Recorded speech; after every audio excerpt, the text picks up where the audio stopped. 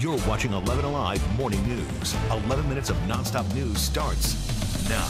Kicking off your 11 minutes of nonstop news with a check of your weather and traffic. Chelsea, another perfect day on tap, but a chilly start. It is a chilly start and a foggy one in some spots. You're looking at Blue Ridge right now. You can see where we have the fog around the area. So very isolated in a lot of spots. It's just one live picture showing us where it is up there in the Blairsville area. So be on the lookout for that as you're driving in, folks. A lot of places have excellent visibility this morning because we are on the clear side. Now, temperatures are down into the 40s in a lot of spots like Athens, Duluth. We got 46 right now in Covington, 47, Peachtree City, 45 up into Georgia's Rome, even some 30s up there to the far north in the North Georgia mountains. We'll see temperatures warm up today. 70 by noon today. We'll get up to 78 for an afternoon high. This morning, new video and 911 calls are revealing more about the mysterious death of an Athens mother. Debbie Collier's case has captured national attention.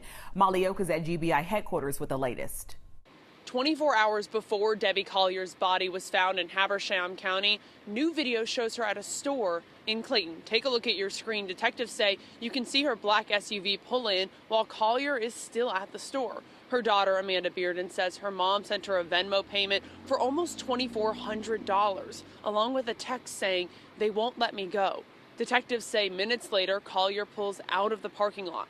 3 hours later, her husband reports her missing in Athens. Records show her daughter and her sister called 911 the next day. An hour after her sister's call, Collier's rental van was found off a logging road in Clarksville. Her partially burned body found several hundred yards away, with the items she was seen buying at the store. 11 Alive got reports showing September 14th, detectives spent 6 hours executing a search warrant at a home Collier's daughter, Amanda, shared with her boyfriend. The sheriff's office hasn't named any suspects or made any arrests just yet. Back to you all. Molly, thank you. Sticking with your 11 minutes of nonstop news, here's what's happening now. New accusations against Republican U.S. candidate Herschel Walker have his own family members jumping on social media to react. I never asked anyone to get an abortion. I never paid for an abortion. Walker's defending himself against accusations that he urged an ex-girlfriend to get an abortion, and he also paid for that procedure. Walker has reportedly said he wants no exemption ban on abortions. Walker's son posted a video online where he says he doesn't buy his father's denial. This issue could come up during an upcoming debate between Walker and his opponent, Senator Raphael Warnock. A new sentencing date for reality TV stars Todd and Julie Chrisley has been set for November 21st. Prosecutors filed to deny a new trial for the Chrisleys. In June, the couple who stars on the show, Chrisley Knows Best, were found guilty of tax evasion and bank fraud during that trial here in Atlanta. The Chrisleys face up to 30 years in prison. God's blessed me with some extra money, and it's not quite going like I would like for it to go. Many of you tell us you're still having problems using the $350 virtual payment cards that the state started sending out last month. So we asked the Department of Human Services to share some advice. They say to try calling the bank to check for the balance on that card. You can also request a physical card if the virtual one is not working. You just have to wait for it to arrive. All right, Braves fans, get your cash ready because in just a few hours, you'll be able to snag some new merch now that the team has officially clinched the NL East division title.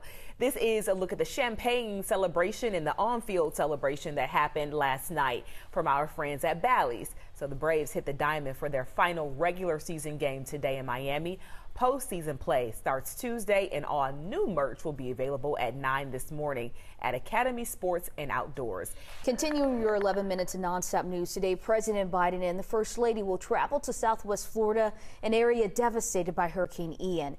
Carrie Sanders has more on what you can expect from this trip.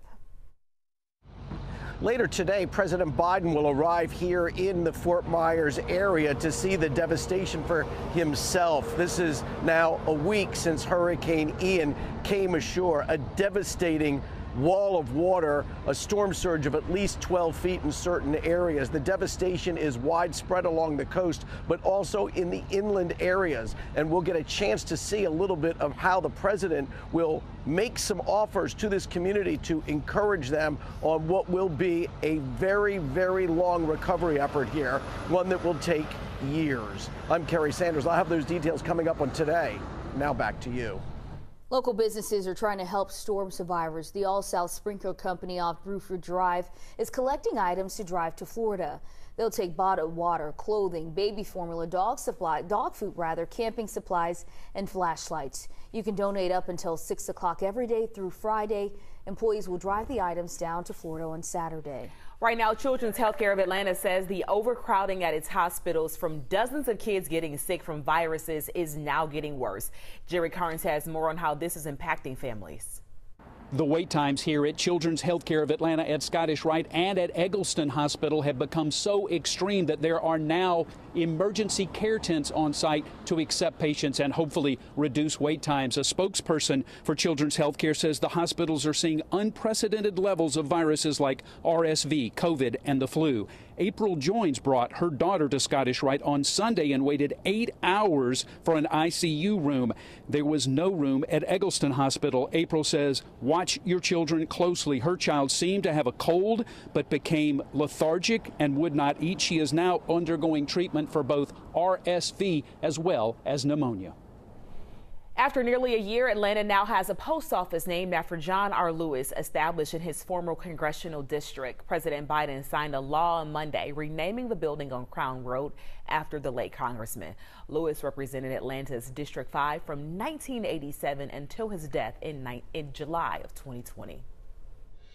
Going out for lunch this afternoon. It's going to be a nice one. It's going to be a nice one. You'll get temperatures right around 70 degrees. Very comfortable out there with those winds on the light side. 3 o'clock, kids getting out of school. It will be mild. Temperatures will be in the mid-70s, going up to about 78 degrees for a high. Driving home by 6, we'll have that sun glare. Mostly sunny skies. Temperatures right around 75 degrees. Again, with those light winds continuing, get out there, take advantage of these beautiful days. I gotta say, when you have conditions like this is why you need an experienced, more than 3 decades traffic expert to get us around it. Why, thank you. That's just a nice way of saying I'm old. Oh,